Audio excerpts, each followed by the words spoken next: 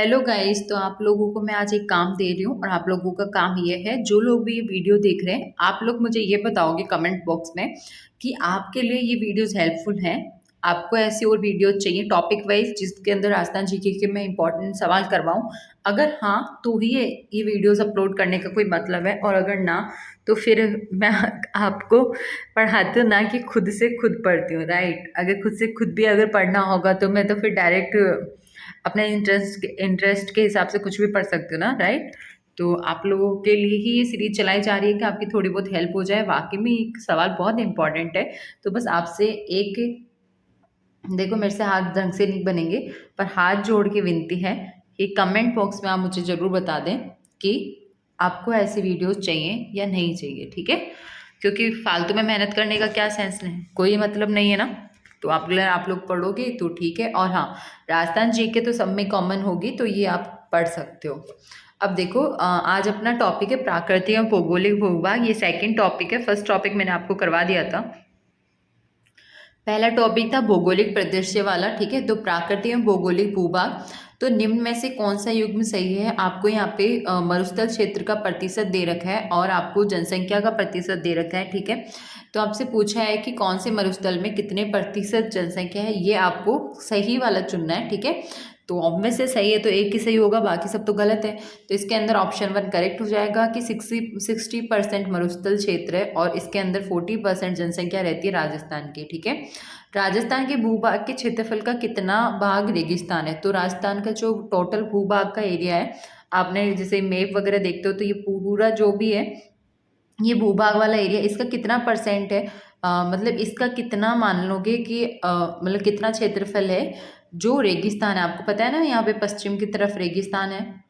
ठीक है, तो ये लगभग एक चौथाई, लगभग एक तिहाई, या लगभग आधा, या लगभग दो तिहाई। तो ध्यान रखना इसके अंदर ऑप्शन फोर करेक्ट हो जाएगा कि राजस्थान की भूभाग, मतलब जितना भी टोटल राजस्थान का भूभाग है उसमें से कम दो तिहाई पार्ट तो क्या है, मरुस्थल है। ठीक है, समझ में आ गया, मतलब रेगिस्तान है। पश्चिमी मरुस्थल राजस्थान के लगभग जितने क्षेत्र को घेरे है वह है। तो पश्चिमी मरुस्थल, मैंने आपको बताया था मरुस्थल किस तरफ है, पश्चिम में है। तो ध्यान रखना 60% से अधिक, 30% से कम, या 50% या 40%, तो ये 60% से अधिक घेरा हुआ है। राजस्थान के पश्चिमी रेतीले मैदान के क्षेत्र में बालू का स्तूप पाए जाते हैं। राजस्थान के पश्चिमी रेतीले मैदान के, मतलब मैदान में कितने परसेंट ऐसे कि वहाँ पे बालू का स्तूप देखने को मिलते हैं? तो 60%, 50, 40 या 30। तो ध्यान रखना 60%। अब ये मत सोचना कि सब में 60-60 आ रहा है तो हम तो कोई सा भी सवाल होगा हम तो 60 करके आ जाएंगे, नहीं, ऐसा नहीं होता है। ठीक है, राजस्थान के कितने जिले मरुस्थलीय माने जाते हैं? तो इसके अंदर ऑप्शन, मतलब फर्स्ट है नो, ये 14, और नेक्स्ट देखते हैं तो 11 या 12। तो ध्यान रखना जो राजस्थान के कितने जिले हैं जो मरुस्थल के अंदर आते हैं, तो वो आते हैं। ठीक है, ये एक इम्पॉर्टेंट सवाल है, 12 जिले। ठीक है, इसके बाद में नेक्स्ट क्वेश्चन है, एक सेकेंड इसको सही करना पड़ेगा। सॉरी गाइस, ये सब करके देख लिया, ये नहीं हो रहा। ठीक है, मतलब आपको ये दिख रहा है ना लहरदार, ये सही नहीं हो रहा, बट टेंशन ना लो, ये पूरी वीडियो में नहीं है, सिर्फ 1 मिनट तक चलेगा। ठीक है, तो देखो इसके अंदर मैंने आपको बताया था कि कितने डिस्ट्रिक्ट है जो मरुस्थलीय जिले माने जाते हैं। ध्यान रखना 12 करेक्ट आंसर हो जाएगा। नेक्स्ट क्वेश्चन है, थार के कुल मरुस्थल का कितना क्षेत्रफल राजस्थान में स्थित है? तो जो थार का कुल मरुस्थल, आपको पता है थार का मरुस्थल बहुत सारा फैला हुआ है, इंडिया में भी है, विदेशों में भी है। ठीक है, कुछ विदेश में, बाकी राजस्थान में तो है, ये आपको पता ही है। तो इन्होंने पूछा है कि जितना भी थार का टोटल उसका क्षेत्रफल है उसमें से राजस्थान के अंदर कितना है। ठीक है, तो राजस्थान के अंदर है 1,75,000 वर्ग किलोमीटर। भारत में थार मरुस्थल का कितना प्रतिशत भाग है? अब देखो वो तो पूछा था थार के, मतलब थार से कंपेयर करके कि थार का टोटल जितना भी है उसमें से भारत में कितना है। अब इसके अंदर पूछा है कि मतलब राजस्थान में कितना है, ये तो पूछा था ऊपर वाले सवाल में। अब यहाँ पे पूछा है कि भारत है, मान लो अब ये वाला भारत बना दिया अपन ने, भारत में थार मरुस्थल का जितना, थार मरुस्थल का कितना प्रतिशत भाग है जो राजस्थान के अंदर है। ठीक है, अब ये भारत मतलब भारत को एक वो होता है ना स्टैंडर्ड मान के, उस भारत के रेस्पेक्ट में पूछा है, यहाँ पर पूछा था थार के मरुस्थल के रेस्पेक्ट में। ठीक है, तो इसके अंदर 90%, 75%, 62% या 35%। तो ध्यान रखना, राजस्थान के अंदर जो थार मरुस्थल का 62% पार्ट है टोटल भारत का, जो राजस्थान के अंदर है। ठीक है, राजस्थान स्थित थार का मरुस्थल किसका अवशेष माना जाता है? तो ध्यान रखना, राजस्थान के अंदर जो थार का मरुस्थल है, ये वाकई में बहुत इंपॉर्टेंट सवाल है। ठीक है, मेरी तरफ से 5 स्टार और लगा देना। तो वो टैथी सागर का अवशेष माना जाता है। ऊपरमाल नामक पठारी प्रदेश में निम्न में से जो जिला शामिल नहीं है वह है, ऊपरमाल से सवाल बहुत बार पूछा है, अगर आप लोग राजस्थान जीके के सवाल देख रहे होंगे तो आपको पता होगा। तो ऊपरमाल नामक पठारी प्रदेश में निम्न में से कौन सा जिला है जो शामिल नहीं है? तो ध्यान रखना, अजमेर और पाली। इसके अलावा ऊपरमाल नामक पठारी प्रदेश के अंदर भीलवाड़ा आता है, कोटा भी आता है, चित्तौड़गढ़ भी आता है। निम्नलिखित में से कौन सा एक कारण राजस्थान में मरुस्थलीकरण का नहीं है? तो कौन सा ऐसा रीज़न है इनमें चारों में से जिसकी वजह से मरुस्थलीकरण नहीं बढ़ रहा है? तो अतिचारण, वनोन्मूलन, शहरीकरण या अनुचित मृदा एवं जल प्रबंधन। तो ध्यान रखना, शहरीकरण। ठीक है, जो शहरीकरण है इस वजह से मरुस्थलीकरण बढ़ रहा है, ये कहना गलत होगा। इसके अलावा अतिचारण, वनोन्मूलन मतलब वन को काट देना, और अतिचारण मतलब ज़्यादा से ज़्यादा या तो ग्रीन ग्रीन अगर घास वगैरह है और उसको कोई चर लेगा, मतलब जैसे गाय वगैरह, गाय हो गई, बकरी हो गई, तो अतिचारण की वजह से भी जो मतलब कि जो वनस्पति वगैरह वो कम हो रही है, इस वजह से मरुस्थल का प्रसार हो रहा है। ठीक है, और अनुचित मृदा एवं जल प्रबंधन भी इसकी एक रीज़न है। राजस्थान के किस प्रदेश में बीहड़ या खादर मिलते हैं? ये बहुत इंपॉर्टेंट है, बहुत बार पूछा गया है कि बीहड़ एंड खादर कौन सी बेसिन में देखने को मिलते हैं? तो आप बताओ चलो फटाफट। बनास बेसिन, माही बेसिन, लूनी बेसिन या चंबल बेसिन। तो ध्यान रखना, इसके अंदर ऑप्शन 4 करेक्ट हो जाएगा, चंबल बेसिन। जिस जिले में नेशनल वुड फॉसिल पार्क स्थित है? तो नेशनल वुड फॉसिल पार्क कहाँ पे स्थित है? बाड़मेर में या फिर जैसलमेर में, चूरू में या सीकर में? तो ध्यान रखना, नेशनल वुड फॉसिल पार्क जो है वो जैसलमेर में स्थित है। ठीक है, इसके अलावा लाठी श्रृंखला क्या है? तो लाठी श्रृंखला गाय की एक प्रजाति है, खनिज पट्टी है, या भूगर्भीय जल पट्टी है, या वन्यजीव श्रृंखला? तो ध्यान रखना, जो लाठी श्रृंखला होती है वो भूगर्भीय जल पट्टी होती है। ठीक है, भूगर्भीय जल पट्टी है जिसका नाम लाठी श्रृंखला है। राजस्थान के किस क्षेत्र में विंध्य पठार विस्तार है? तो राजस्थान का कौन सा क्षेत्र है जहाँ पर विंध्य पठार है? उत्तर पूर्व, दक्षिण पूर्व, दक्षिण पश्चिम या दक्षिण? तो ध्यान रखना, दक्षिण पूर्व। बांसवाड़ा व डूंगरपुर के मध्य के भूभाग को किस नाम से जाना जाता है? तो कांठल, भाकर या फिर गिरवा या मेवल? तो ध्यान रखना, बांसवाड़ा व डूंगरपुर के जो मध्य का भूभाग है उसको मेवल के नाम से जाना जाता है। अब आपसे इसे भी पूछा जा सकता है उल्टा कि मेवल क्या है? तो ध्यान रखना, बांसवाड़ा व डूंगरपुर के मध्य का भूभाग। ठीक है, सिरोही क्षेत्र की पहाड़ियों को स्थानीय भाषा में क्या कहा जाता है? तो सिरोही की पहाड़ियों को भाकर, गिरवा, बोराट या सांगलिया? तो ध्यान रखना, सिरोही क्षेत्र की पहाड़ियों को भाकर कहा जाता है। अंतर पर्वत क्षेत्र राजस्थान के जिस भाग में है वह है? तो अंतर पर्वत क्षेत्र राजस्थान के किस भाग में? उत्तर पश्चिम, उत्तर पूर्वी, दक्षिण पश्चिम या दक्षिण पूर्वी? तो ध्यान रखना, उत्तर पूर्वी। राजस्थान के जिस जिले में 21 जून को सूर्य की सीधी किरणें पड़ती है? ये सवाल भी बहुत इंपॉर्टेंट है, काफ़ी बार आया है कि 21 जून को सूर्य की किरणें सीधी कहाँ पे पड़ती है? चूरू, बांसवाड़ा, नागौर या जैसलमेर? तो ये है जो सूर्य की सीधी किरणें हैं वो आपको देखने को मिलेंगी। अब देखने मत चले जाना, ठीक है। तो बांसवाड़ा में, ठीक है। कहीं पता चला अभी 21 जून आने वाली है, बोलो अब तो हम आज तो सूर्य की सीधी किरणें देख के ही आएंगे, है ना। जब तक सूर्य की सीधी किरण आएगी तब तक आप पहुँच ही नहीं पाओगे। राजस्थान का वह जिला जिसका भौगोलिक एवं सामाजिक वातावरण या पर्यावरण तथा राजनीतिक सीमा उत्तर प्रदेश व मध्य प्रदेश से मिलती है। तो आपको ये बताना है कि राजस्थान का वह कौन सा जिला है जो कि भौगोलिक एवं सामाजिक वातावरण या पर्यावरण या फिर राजनीतिक सीमा के अकॉर्डिंग उत्तर प्रदेश व मध्य प्रदेश से मिलती है। आप ऐसे ध्यान रख लो कि वह जिला बताना है जो उत्तर प्रदेश और मध्य प्रदेश दोनों से लगते हैं, राइट। तो इसके अंदर आपको ऑप्शन दे रखे हैं करौली, धौलपुर, सवाई माधोपुर और भरतपुर। तो ध्यान रखना, धौलपुर वो डिस्ट्रिक्ट हो जाएगा। राजस्थान के जिस जिले में सूर्य किरणों का तिरछापन सर्वाधिक होता है, तिरछापन कहाँ पे सर्वाधिक होता है ये भी बहुत इंपॉर्टेंट है। तो 21 जून को सीधी किरणें कहाँ पड़ेगी? वो तो बांसवाड़ा में पड़ेगी, पर राजस्थान के जिस जिले में सूर्य की किरणों का तिरछापन सर्वाधिक होता है वो है श्री गंगानगर, ठीक है। राजस्थान के किस क्षेत्र में पीड़ मांट मैदान स्थित है? तो जो पीड़ मांट मैदान है वो कहाँ पे स्थित है? तो राजस्थान, ये पीड़ मांट मैदान देखते हैं एक बार ये है क्या आखिरकार। वो अपन बाद में देखेंगे। अपने ये कुछ क्वेश्चन छूट गए थे जो भी बहुत इंपॉर्टेंट है, ठीक है। तो पहले तो आपको मैं बता दूं, अभी जैसे मैंने आपको बताया था कि श्री गंगानगर के अंदर तिरछी किरण पड़ती है, तो कुछ ना कुछ तो रीज़न होगा ना।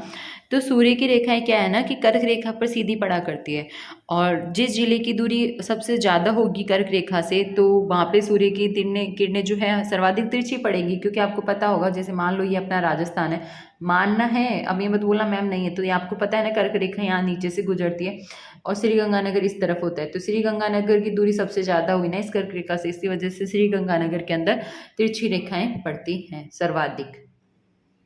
छप्पन बेसिन जिस जिले में है वह है, तो छप्पन बेसिन से सवाल आते ही आते हैं। अलवर, बांसवाड़ा, टोंक या पाली, तो ध्यान रखना पाली।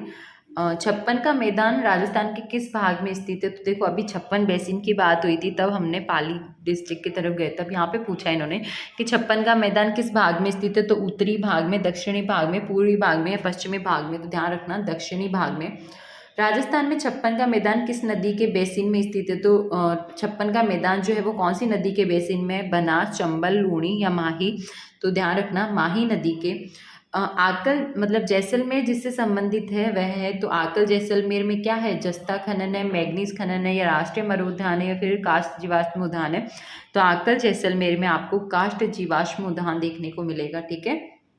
बरछान क्या है? बहुत जगह ये बरखान भी लिखा होता है, ये बहुत इंपॉर्टेंट सवाल है।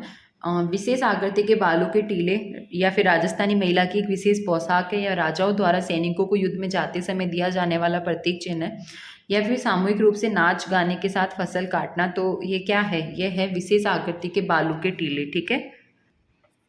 शेखावाटी क्षेत्र में स्थानीय भाषा में कुएं को क्या कहा जाता है? तो कुएं को जोहड़, बावड़ी, खूह या बेरा? तो ध्यान रखना, आपसे शेखावाटी क्षेत्र के अंदर पूछा है, तो शेखावाटी क्षेत्र के अंदर कुएं को जोहड़ बोला जाता है।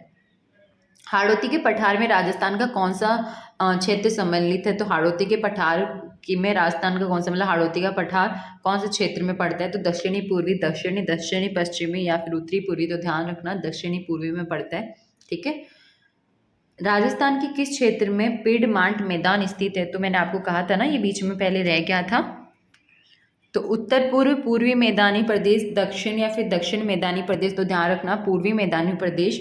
राज्य में डेक्कन ट्रेप के सेल समूह विद्यमान है, तो जो डेक्कन ट्रेप है उसके सेल समूह कहाँ पर है? डूंगरपुर, उदयपुर में, नागौर, जोधपुर में, झालावाड़, कोटा में, चित्तौड़गढ़, भीलवाड़ा में? तो ध्यान रखना झालावाड़, कोटा में। राज्य में पाए जाने वाले प्राचीनतम सेल समूह है, तो बेडच ग्रेनाइट, बैंडेड, नाइसी कॉम्प्लेक्स, नीसेस या फिर उपयुक्त सभी? इसके अंदर ऑप्शन 4 करेक्ट हो जाएगा कि राज्य में पाए जाने वाले जो प्राचीनतम सेल समूह है वो ये तीनों ही है।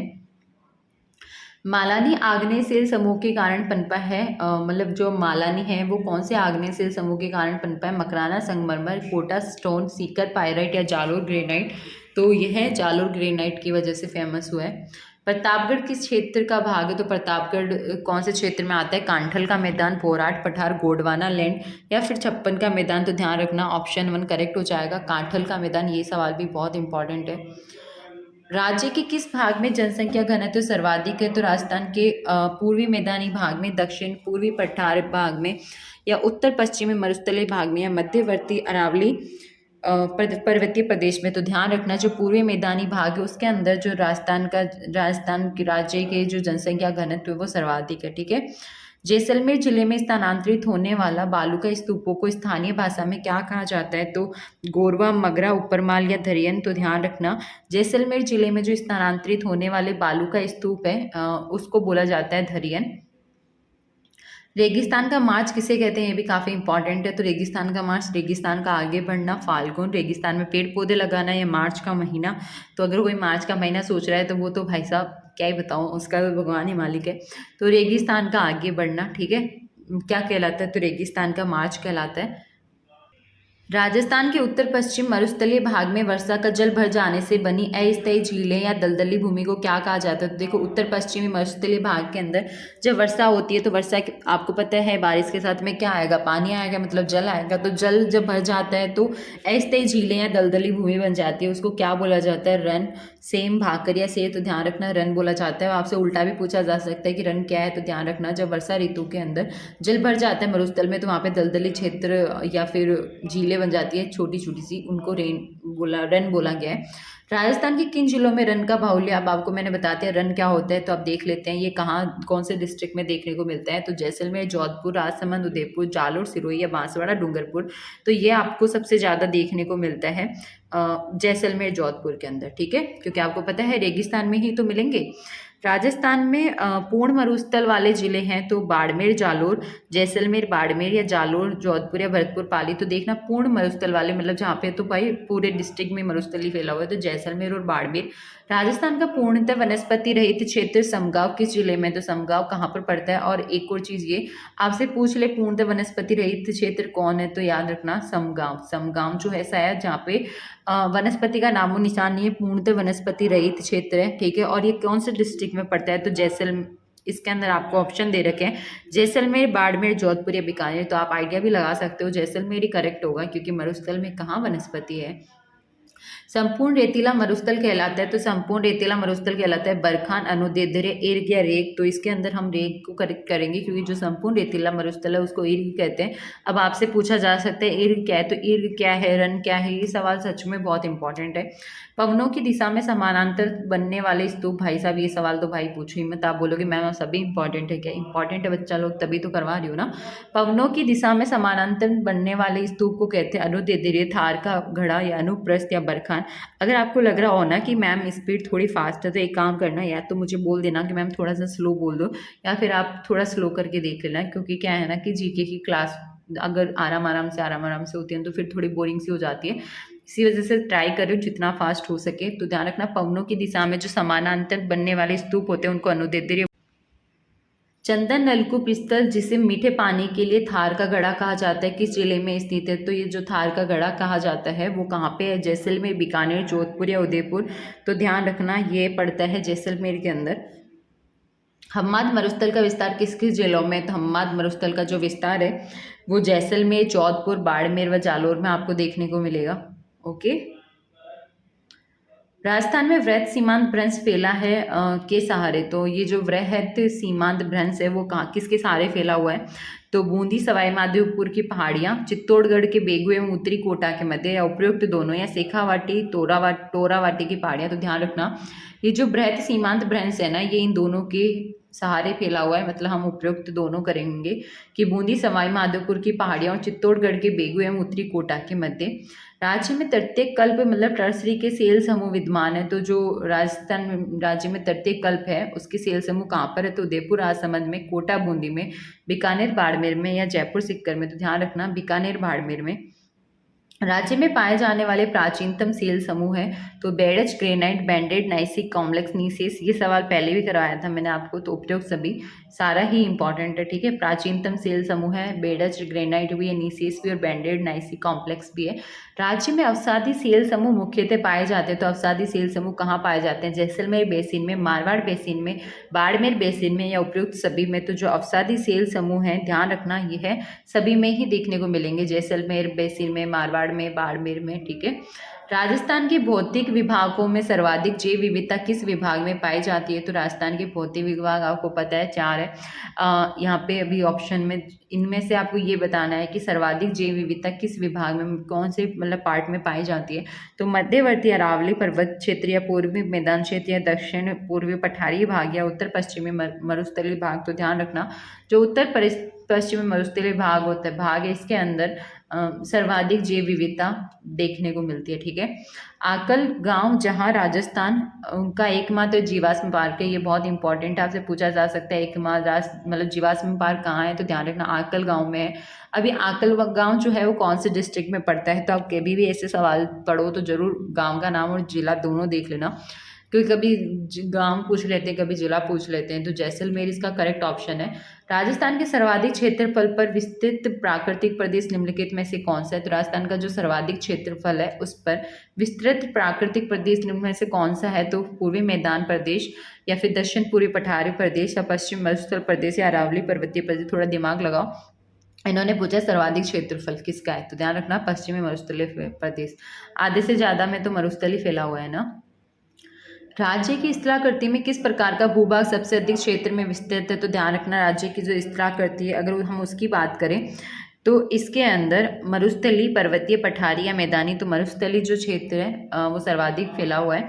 गोडवार प्रदेश किस बेसिन को कहा जाता है, ये इंपॉर्टेंट सवाल है। गोडवार प्रदेश, तो गोडवार प्रदेश जो है वो Sambhar basin, Luni basin, Chambal basin या मध्य माही बेसिन, तो ध्यान रखना लूनी के जो बेसिन को गोडवार प्रदेश के नाम से जाना जाता है। राजस्थान बागर का कौन सा लघु प्रदेश आंतरिक जल प्रवाह का मैदान है, तो आंतरिक जल प्रवाह का मैदान पूछा है। शेखावाटी भूभाग, सांबर बेसिन, मरुस्थली या नागौरी उच्च भूमि, तो जो शेखावाटी भूभाग है उसको बागर का कौन सा लघु प्रदेश आंतरिक जल प्रवाह का मैदान, आंतरिक जल प्रवाह का मैदान अगर आपसे पूछ ले तो ध्यान रखोगे आप शेखावाटी भूभाग के ऑप्शन के साथ जाओगे।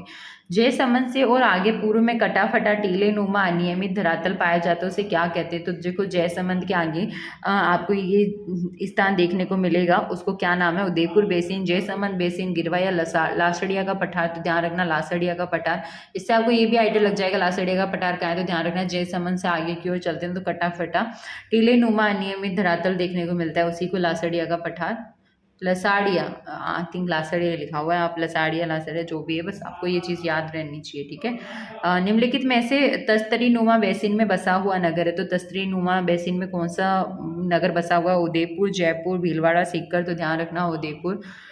निम्नलिखित में से सर्वाधिक गतिशील बालू का स्तूप है, सर्वाधिक गतिशील पूछा है आपसे, ये चीज़ ध्यान रखना, तो अनुदैर्ध्य, बरखान, अनुप्रस्थ या परवलयकार, तो बरखान। अब देखो आप सोच रहे होंगे कि बालू का स्तूप भी चलते हैं क्या, नहीं चलते, बट जैसे हवा आई, हवा के साथ में वो होते हैं ना टीले आगे के आगे मूवमेंट, तो उसको गतिशील बोला गया है, ठीक है, सर्वाधिक गतिशील बरखान।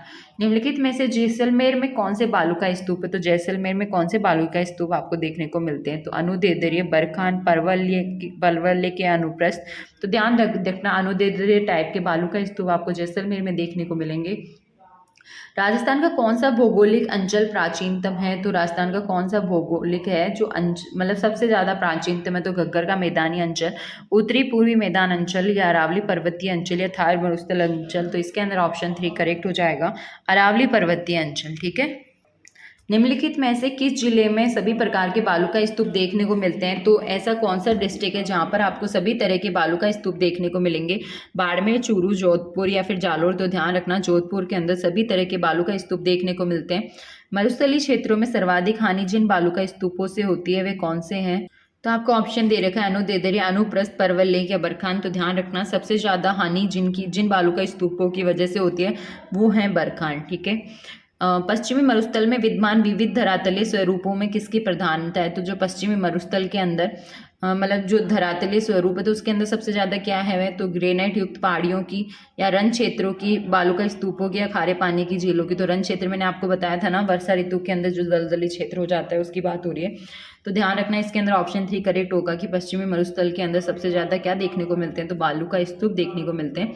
निम्नलिखित में से किस क्षेत्र में थार मरुस्थल का एकमात्र प्रवाह बेसिन स्थित है, तो किस क्षेत्र के अंदर जो थार मरुस्थल है उसका एकमात्र प्रवाह बेसिन स्थित है, तो गग्गर क्षेत्र, गोडवार क्षेत्र, शेखावाटी क्षेत्र या नागौर क्षेत्र, तो ऑप्शन 2 करेक्ट हो जाएगा गोडवार क्षेत्र। उत्तर पश्चिमी मरुस्थलीय प्रदेश में राजस्थान के क्षेत्रफल का कितना प्रतिशत भाग है, तो जो उत्तर पश्चिमी मरुस्थलीय है उसके अंदर राजस्थान के टोटल की बात करें, ओनली उसकी बात करें तो 61.11%। अरावली में विद्यमान किस अंतराल के द्वारा बालू का सर्वाधिक प्रसार पूर्वी राजस्थान में हो रहा है, तो मेठड़ी, सांबर, पिसांगन, पिलवा या गटवा, रूपनगढ़, तो अरावली में विद्यमान किस अंतराल के द्वारा बालू का जो है वो सर्वाधिक प्रसार किधर हो रहा है, पूर्वी राजस्थान में हो रहा है, ठीक है। तो इसके अंदर आप लोग जाओगे मेठड़ी सांबर के साथ, ठीक है। भोराट का पठार निम्नलिखित में से किन जिलों में फैला हुआ है, तो जो भोराट का पठार है ये बहुत इंपॉर्टेंट सवाल है, उदयपुर डूंगर पर, उदयपुर, राजसमंद, पाली, सिरोही, राजसमंद, अजमेर, तो ध्यान रखना जो भोराट का पठार है वो उदयपुर राजसमंद में फैला हुआ है। मेरवाड़ा क्षेत्र में सम्मिलित जिलों का सही युग्म है, तो मेरवाड़ा क्षेत्र में कौन से डिस्ट्रिक्ट पड़ते हैं, उदयपुर, चित्तौड़गढ़, अजमेर, पाली या फिर अजमेर, पाली, अजमेर, राजसमंद, तो ध्यान रखना ऑप्शन 4 करेक्ट हो जाएगा कि जो अजमेर राजसमंद है वो मेरवाड़ा क्षेत्र के अंदर आता है। राजस्थान के किस क्षेत्र में ऊंचाई के साथ वनस्पति के स्वरूप में ऊंचाई कटिबंधता पाई जाती है, तो ध्यान रखना उत्तरी क्षेत्र, पूर्वी क्षेत्र, दक्षिणी क्षेत्र या पश्चिमी क्षेत्र, तो इसके अंदर दक्षिणी क्षेत्र करेक्ट हो जाएगा। राज्य में दक्षिण पूर्व से उत्तर पश्चिम की वार्षिक वर्षा की मात्रा में कमी का कारण है कि दक्षिण पूर्व में तो बहुत ज़्यादा बारिश होती है पर उत्तर पश्चिम में कम होती है। इसका कारण क्या है? तो ऑप्शन 1 है वायु की आर्द्रता में क्रम से कमी आना, तापमान में बढ़ोतरी होना या धरातलीय ऊंचाई का कम हो जाना या उपयुक्त सभी। तो ध्यान रखना इसका मेन रीज़न है कि वायु की आर्द्रता में क्रम से कमी आना। वायु की आर्द्रता में कमी आने की वजह से ही जो वर्षा की मात्रा है उसके अंदर कमी आती है। राज्य के पूर्वी मैदानी प्रदेश में राजस्थान की कितनी प्रतिशत जनसंख्या निवास करती है? तो पूर्वी मैदानी क्षेत्र में निवास करने वाली जनसंख्या है 40%। राजस्थान के दक्षिणी पूर्वी भाग में स्थित हाड़ौती के पठार का नाम वास्तव में क्या है? ये भी इंपॉर्टेंट है कि जो हाड़ौती का पठार है उसका वास्तव नाम क्या है? मेसा पठार या फिर उड़िया पठार, लावा का पठार या भोराट का पठार। तो ध्यान रखना लावा का पठार। उपलब्ध क्षेत्र के प्रतिशत की दृष्टि से कौन सा जिला सर्वाधिक व्यर्थ पठारी भूमि क्षेत्र में आता है? तो राजसमंद, बांसवाड़ा, जोधपुर या जैसलमेर। तो राजसमंद आता है। ठीक है, राजसमंद जो है उपलब्ध क्षेत्र के प्रतिशत के हिसाब से सर्वाधिक व्यर्थ पठारी भूमि, मतलब इसके राजसमंद में इतनी सारी पठारी भूमि है जो कि एकदम व्यर्थ है, कोई यूज नहीं आ रही। राज्य के दक्षिणी पूर्वी पठारी प्रदेश में कितने प्रतिशत जनसंख्या निवास करती है? तो दक्षिणी पूर्वी पठारी प्रदेश के अंदर जो राज्य की जनसंख्या है वो कितनी परसेंट? तो 13% निवास करती है। अरावली पर्वतमाला राज्य के कुल भूभाग का क्षेत्रफल है। तो अरावली पर्वतमाला जो है राज्य के कुल भाग, मतलब राजस्थान राज्य का जितना भी परसेंट है उसके कितना परसेंट है कि अरावली पर्वतमाला है? तो ध्यान रखना 9.1% हो जाएगा। ठीक है, अब तो टेंशन ना लो, 2-4 सवाल और बचे हैं क्योंकि अगर ये एक टॉपिक के सवाल करवा ही रही हूँ तो पूरी कोशिश यही रहेगी एक वीडियो में कम से कम एक टॉपिक के जो भी इंपॉर्टेंट सवाल बनते हैं वो मैं आपको करवा दूँ। तो अरावली पर्वतीय प्रदेश में जनसंख्या के वितरण पर सर्वाधिक प्रभाव किस कारक का पड़ता है? तो खनिज, उच्चावच, उद्योग या फिर जलवायु। ध्यान रखना उच्चावच का पड़ता है। करौली व धौलपुर जिलों में चंबल व बनास नदियों के प्रवाह क्षेत्र में स्थित भूभाग है। तो भूभाग है कांठल का मैदान, विद्यन कगार भूमि, दक्कन लावा पठार या ऊपर माल। तो करौली व धौलपुर जिलों के अंदर जो चंबल व बनास नदियों का प्रवाह क्षेत्र है वो कौन से भूभाग के अंदर स्थित है? ठीक है, तो ये है विद्यांकर मतलब विद्यांकगार भूमि। ठीक है, क्योंकि इसमें ना थोड़ा सा घुमा के पूछा है सवाल कि करौली व धौलपुर जिलों में क्या है? चंबल व बनास नदियों का प्रवाह क्षेत्र है ना। तो प्रवाह क्षेत्र है वो कौन सी भूभाग में, मतलब डायरेक्ट ना पूछ के कि करौली व धौलपुर जिले किस तरफ, आपको ये इनडायरेक्टली पूछ रहा कि चंबल व बनास नदियों के प्रवाह क्षेत्र। तो हाँ, ऑब्वियस आजकल घूमे फिरे सवाल भी आपको कुछ ना कुछ मिल जाएंगे। अगर आपसे ये घूमे फिरे सवाल सही ना हो तो समझ लिया करो ये आपके लायक ही नहीं है। ठीक है, कहने का मतलब ये है कि पेपर में किसी के भी जीके के सारे सवाल सही नहीं होते, चाहे कितनी भी जीके पढ़ लो। कौन सा स्थान मारवाड़ का लघु माउंट कहलाता है? तो ये भी इंपॉर्टेंट है कि लघु माउंट किसे कहते हैं? तो पीपलूद, बाड़मेर को, नोखा, बीकानेर को या फिर फतेहपुर शेखावाटी को या जोहड़ गंगानगर को। ध्यान रखना पीपलूद, बाड़मेर को लघु माउंट के नाम से भी जाना जाता है। राजस्थान का अधिकांश भूभाग किसके उत्तर में स्थित है? तो राजस्थान का जो अधिकांश भूभाग है वो मकर रेखा, कर्क रेखा, भूमध्य रेखा, इनमें से कोई नहीं। तो ध्यान होगा आपको कि जो कर्क रेखा है ना वो, जैसे मैंने ये राजस्थान का मैप बनाया, अब आप बोलोगे ये मैम क्या बना दिया, तो सॉरी राजस्थान का मैप मेरे से नहीं बनता, बट आपको ये बता दूं कर्क रेखा या नीचे की तरफ होती है। तो देख लो ये उत्तर की तरफ ही तो सारा भूभाग आ गया ना इसके, इस वजह से कर्क रेखा ऑप्शन करेक्ट हो जाएगा। मालवा प्रदेश के नाम से प्रसिद्ध भूभाग है। तो मालवा प्रदेश के अंदर कौन कौन से डिस्ट्रिक्ट आते हैं? इनमें से मतलब जो ऑप्शन दे रखे हैं टोंक व बूंदी, कोटा व झालावाड़, झालावाड़ व बूंदी या टोंक व झालावाड़। तो टोंक व झालावाड़ आते हैं। अब देखो किसी ने एक्साइटमेंट में टोंक देखा होगा, करेक्ट कर दिया होगा, बाद में आके बाहर देखेगा पेपर के बाद कि यार झालावाड़ तो इधर रही है, इधर तो बूंदी था, पर क्या फ़ायदा। या जल्दबाजी में गोला भरने के बाद भी अगर आपने नोटिस किया तो उस चीज़ का क्या मतलब, आपको तो नेगेटिव मिल गए ना, मार्क्स तो नहीं मिलने वाले। उनको तो थोड़ी पता है, ये बाद में आपको याद आ गया तो ध्यान रखना मालवा प्रदेश जो है वो टोंक व झालावाड़, और आपको ये इसलिए इतना ज्ञान दिया गया है ताकि आप ऑप्शंस पे ध्यान दो। वागवर प्रदेश कहलाता है। तो वागवर प्रदेश राजस्थान का पूर्वांचल, राजस्थान का उत्तरांचल, राजस्थान का दक्षिणांचल या राजस्थान का मध्यांचल। तो ध्यान रखना जो वागवर प्रदेश है वो राजस्थान का दक्षिणांचल कहलाता है। ठीक है, तो इसके साथ इस टॉपिक के जितने भी इंपॉर्टेंट सवाल बनते थे मैंने आपको करवा दिए हैं। आई थिंक 30 मिनट के अंदर पूरे सवाल, बहुत सारे सवाल देखे आज तो हमने। नेक्स्ट के अपन पर्वत वगैरह के बारे में डिस्कस करेंगे। तो देखो ये बहुत इंपॉर्टेंट क्वेश्चन है यार, थोड़ा समझो, आपके लिए मेहनत की जा रही है कि आप और ज़्यादा से ज़्यादा लोग चैनल से जुड़ पाएँ या आपका भला हो, हमारा भी भला हो, राइट। तो बेटर यही है कि प्लीज़ चैनल को सब्सक्राइब करके जाया करो। और कोई भी राजस्थान जी के किसी भी एग्ज़ाम के लिए पढ़ रहा है वो इन वीडियोस को देख सकता है। मैं हर वीडियो में बोलती हूँ, तो आप अपने आपके पास इतने दोस्त होंगे, इतने आपके कज़न्स वगैरह तैयारी कर रहे होंगे, आपकी सिस्टर वगैरह, तो आप उनको कम से कम राजस्थान जी की वीडियोज़ तो शेयर कर सकते हो ना। और तो मिलते हैं किसी नेक्स्ट वीडियो में। प्लीज़ सब्सक्राइब करके जाया करो। और हाँ, एक और चीज़ कमेंट में मुझे बता देना आपको ऐसे वीडियोज़ हेल्पफुल हैं तो लाऊं, अदरवाइज़ कोई मतलब नहीं है मैं 30-30 मिनट तक अपना गला फाड़ूँ, ठीक है। और आप लोग देखो भी ना, तो बता देना जैसा भी हो। मिलते हैं किसी नेक्स्ट वीडियो में।